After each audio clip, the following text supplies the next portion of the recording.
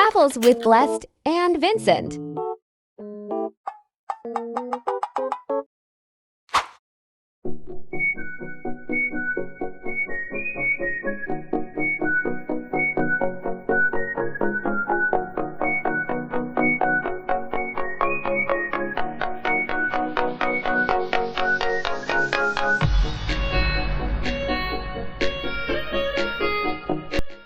Another day, another vlog. So, andito na kami sa Agnaya Port at may nakita kaming shop store na pwedeng mabilihan ng mga food. So, ito na nga, nakabili kami ng mga iinumin. This was around midnight na kaya nagutom, nauhaw kami at naghanap din ng CR yung ibang mga kasama ko, sila mama. Here's Nicole as a virtual assistant working away from home.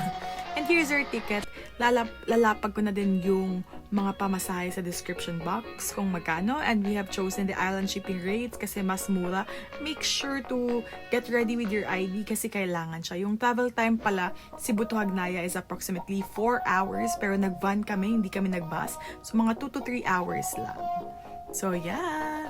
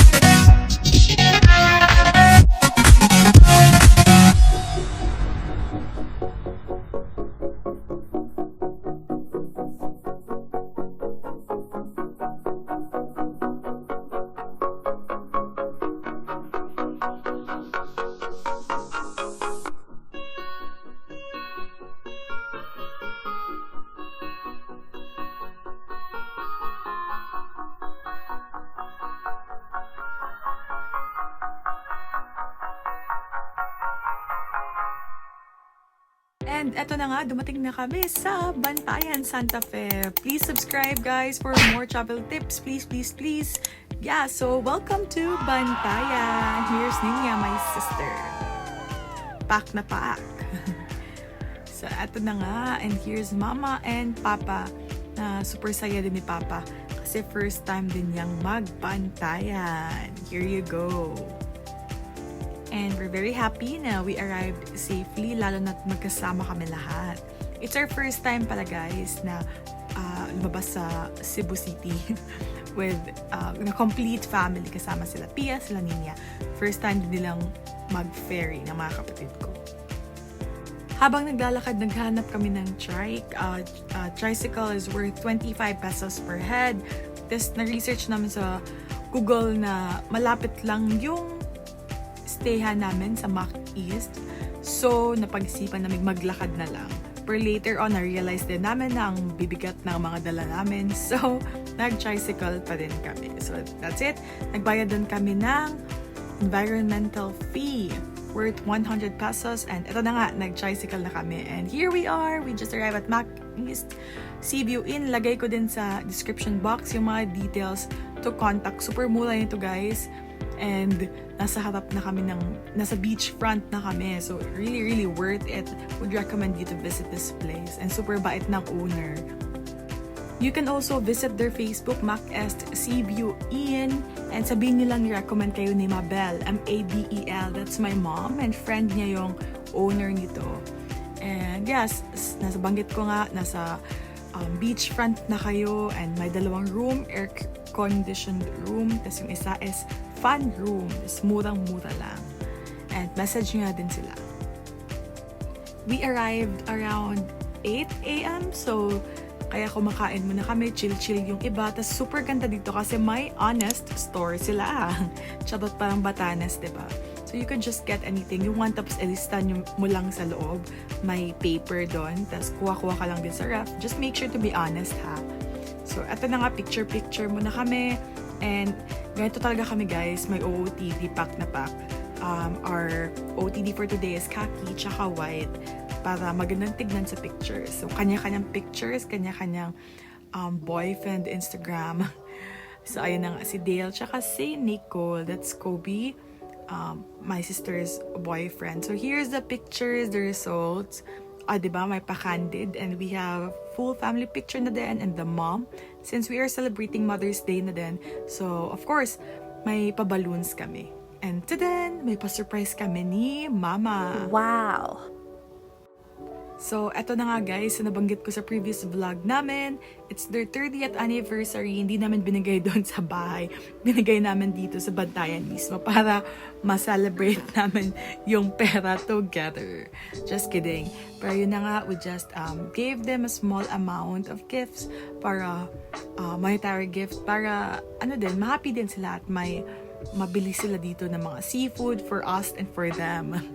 So, ito na nga, I'm just blessed na may mga work na kami ni Nicole na pwede na namin mabigyan ng mga ganitong amount sila, mama tsaka papa. So, yeah! Happy anniversary!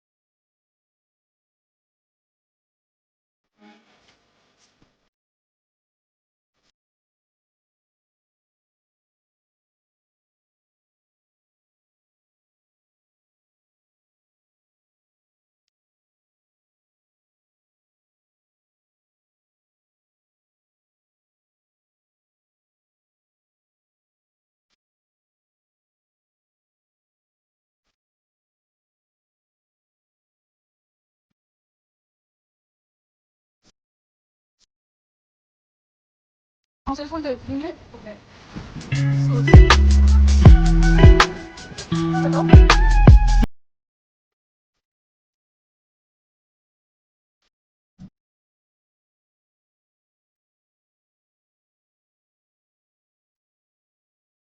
And of course, habang naglalakad, umabot kami sa Kota Beach Resort, yung Camp Sawi dati. So, ito na nga, bumili din kami. That's worth 10 pesos ata yung mga necklace. So, bumili kami ng 10. So, naglibre din ako ng mga mango shape kasi super uhaw na kami. So, that's it for our first Bantayan vlog. Please continue to subscribe and support our channel for more travel tips, tipid tips, adulting tips, kahit anong tips pa yan. So, yeah, I hope you enjoyed this video, and may day 2 at day 3 pa kami sa Bantayan, tsaka may kung ano yung mga ginawa namin after dito, since gabi na after nito, at that's already the sunset. So, yeah, take care guys, and see you in our next vlog. Bye-bye!